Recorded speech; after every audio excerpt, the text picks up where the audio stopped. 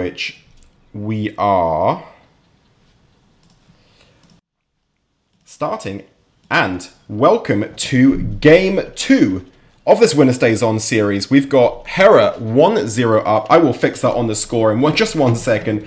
But, Beastyqt is 1-0 up against Hera. We've got Beastyqt spawning in blue, playing as Delhi.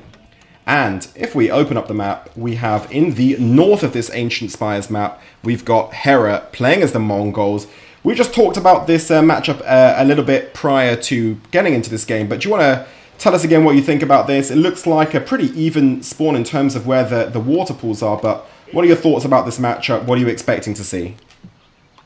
Yeah, so this is a pretty interesting one. I think this matchup was played quite a bit on the ladder for Ancient Spires because, you know, Delhi is a very good pick for this map because their fishing boats can attack. So, you know, even if someone tries to, you know, make Spearmen in Age 1 and destroy a Delhi dock, they have their fishing boats to push back Spearmen, which is very, very good, especially on a map like this. But then at the same time, Mongols are extremely dominant, of course. They can double produce Spearmen, get a lot of Spearmen out really quickly, and they can also put up their towers very cheaply. And here we go. Hera does spot Beastyqt's villager immediately here. Beastyqt's building a dock, and we'll have to see how Hera's going to respond. I think Hera is building a dock himself, and he is docking on the one pond that has the deep fish. So that is actually really, really nice for Hera here. Nice. So, in the meantime, Beastyqt, he's going to lose a villager for this. I mean, he got the dock up with like with the final go, he managed to get that dock up. That was almost a huge moment if Hera had managed to prevent that dock going up, but he does just manage to get it up. As you noted, Hera with the dock up next to those deep water fish, which is a really, really nice spot from him. But yeah, that was really close to disaster there for Beastyqt. Yeah, definitely. Yeah, if that villager died before that dock got fully built, you might have just seen Beastyqt resign, honestly. So yeah, that was huge.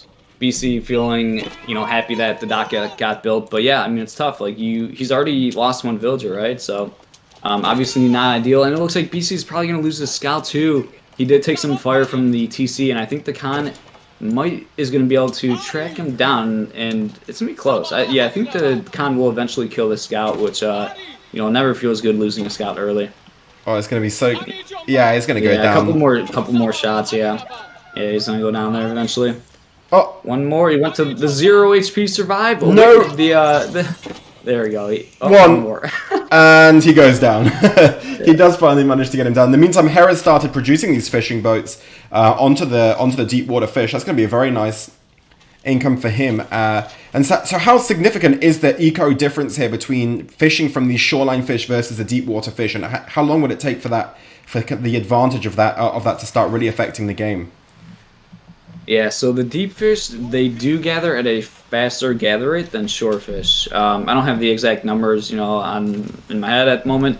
And the thing is, you know, with the deep fish, it's also extremely close to the dock, you know, in this river. So it's not like the fishing boats are traveling further than like the shore fish. Like they have very short distance to drop off. So it's just like, and they're just gathering the fish quicker. So that's a really large bonus here for Hera. The fact that he can gather from deep fish and Beastyqt's gathering from shore fish. So, you know, Hera's got to feel very good about that. And that, to be honest, this is one of the issues with this map and why this map isn't in our general tournaments. You know, it's fun to see this map occasionally. Like, I'm glad that we have it right now to showcase it occasionally. But it makes sense not to put this map in the major tournaments because it does sometimes have these imbalances where one player has a deep fish and the other player doesn't. And, you know, that's just really not quite fair competitively. There's just too much randomness with this map at the moment. And, yeah, we see this issue of some maps where they just need to be polished a little bit more. And they just don't feel fair and balanced for both players competitively at a very competitive level. So... yeah, that's why we don't have this map in like the major EGC events, which I'm a big fan of. Yeah, definitely. I mean, as you're saying, kind of these events, maybe ones to give a bit more of an opportunity to do it. I mean, even though these maps are seeded for this event, some of these maps are so difficult because, like as you said, I mean, there are very few very fair maps for a couple of these. So yeah, I mean, you get some weird spawns on this map. Yeah, you get extremely. There's just so much randomness. Yeah, like I'm glad this map is here because it is like a fun map and it's cool to see these games play out quite different. And of course, this is a very important series, but it's not one of the major tournaments. So I think this is a very good place where we can showcase some of these maps. Excuse me. And hopefully, yeah, they can maybe get tuned a little bit in the future to be a little bit better.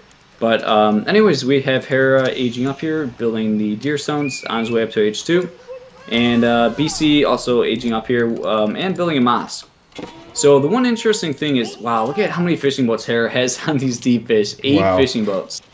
But so the interesting thing is, Mongols are extremely dominant. And, on land, like as we saw in Game 1, BC was able to win pretty convincingly. But I kind of like the situation that BC is in here because when both players are just booming like this on water, it really changes like the dynamic of the civ balance and like how the games progress.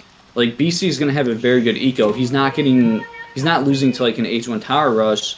BC can potentially like just do a really quick fast castle, and this game is going to feel much better as the non-Mongol player than Game 1 in my opinion. Even though Hera does have an amazing start. But this kind of gives a chance for Delhi to showcase, what they can do on these water maps here. So, and we do have BC actually building a second dock here. Oh wow, yeah. So he's gone into the west of the map to start docking that as well. I mean, there are lots of opportunities if you want to dock everywhere, but Hera feels like he's like you said, he's really got he's getting as much from that one dock probably as BC's going to get from those two, especially if you see now, I mean, BC's actually fishing pretty far from his dock already on his original lake. I mean, that's a hell of a distance to go to collect shorefish. So, and even looking at those income per minute for Hera, it's a very, very significant difference. Even though Hera's actually the only one gathering any gold right now, he's still got a huge lead in terms of income per minute on that gold. So, that's definitely a nice start. Are you thinking either player to... Well, we look now. Hera's already going up to Castle Age with the step... No, sorry, that is... yeah, that's Hera going up to Castle, yeah, with the step readout. So, gonna win the race up to Castle Age as well.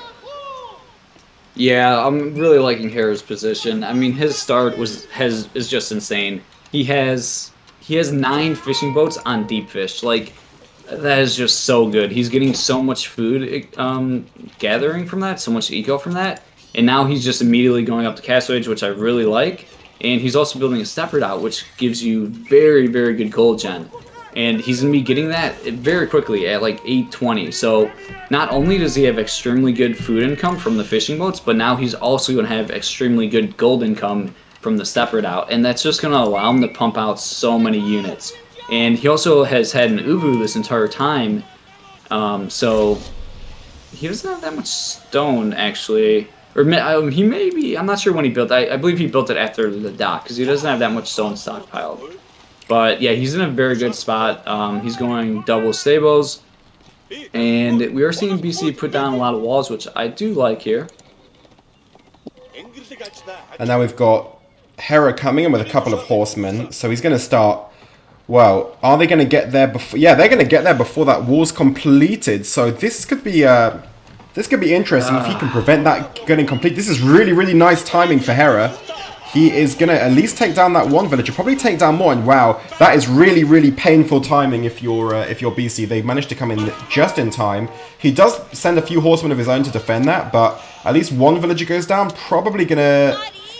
No, he's not going to take down the second villager there. In the end, the damage is going to be a little bit limited because Beasty fortunately had some horsemen of his own to manage to repel that. He's also getting that outpost up now as well, so no huge damage done, but a bit of an annoyance. The second villager is in the end actually going to go down. Beasty took his eye maybe off the ball for just a 1 second there, and so that was 2 villagers lost, and it was already a significant economic advantage for Hera, so definitely looking good, and now he's in and about and harassing, and he's going to try and prevent this wall being completed for as long as he possibly can. In the meantime, I'm not quite sure what this villager's doing over here he's okay, he's building a gate to... I think he got lost because he's building a gate to get back in.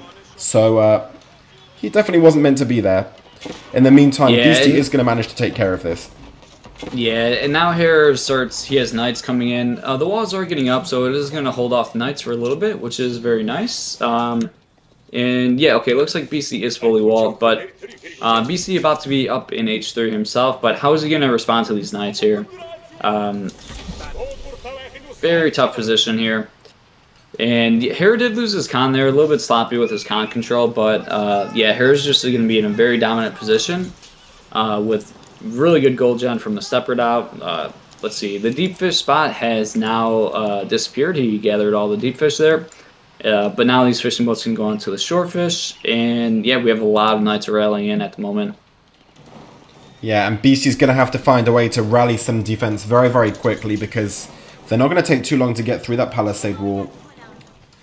Fortunate for Beastyqt that he managed to get that wall up in the first place because that was looking in danger for some time. He's now got these villagers coming up of his own Hera, so he's the one now sending with the forward villagers to start harassing, and that villager's actually trying to...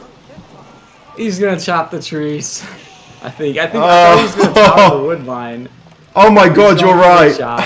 Oh my god, he's... personally, I'm gonna be honest, I love it. For me, that is not like an exploit at all. I love the wood line chop. It's like, why not? And he's done it. He's actually got through already. I think he's through there. I think those knights can get... Oh, Beasty's trying to hustle some more walls up really, really quickly, but he's not going to be able to. Hera's managed to chop his way through, and he's into the base with so many knights. Oh my god, that's surely going to be it. That is huge, huge problems there for Beastyqt. Hera chops his way in. You either love to see it or you hate to see it, depending on your perspective on the game, but either way now, it is just going to be a flood of knights coming into Beastie's base. And we do have a monk here, a scholar with a relic, gonna maybe try to get a Hail Mary conversion. There he goes, but you know, Hera's gonna be on top of it, of course. And yeah, those knights getting in the base, there's just nothing to prevent these knights from idling all of Beast's eco and just, yeah, basically taking out his entire eco here. Oh, and those villagers up there are gonna get caught as well, and this is just, yeah, like you said, knights everywhere. This is just... really, really problematic stuff here from Beastyqt. True EGC fact, and hundreds of streamed events now in EGC, we have never seen a successful conversion. So, we would love to see a Warlord one day live on stream, but I think at the pro level, very, very rare to see that work. And now he's got these knights on top and lots of villagers going down here. Yeah, it's so funny. Conversions, they definitely are pretty rare. They're used a lot of times more as like a zoning tool, which is pretty cool. And you know, at the same time, it is an AoE conversion. It converts like everything in the radius, so it's good that they are not really common. Because imagine if like conversions were better and you just converted entire armies and that was like a frequent occurrence. You know, people would probably be upset with that. So I think the conversions are in a pretty good spot. I'm as saying he does tap out here. Yeah, they were two pretty easy victories for the Mongols there.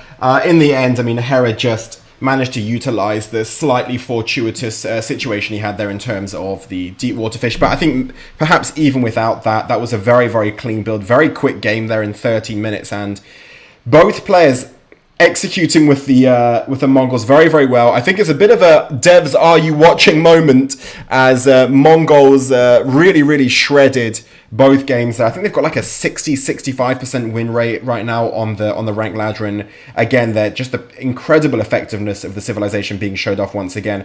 There's not even going to be so much necessarily to look at here in terms of the stats, but it was just a domination. I mean, you can look there; it was around the 7 or 8 minute mark that the score just absolutely took off for Hera, and he raced away and took down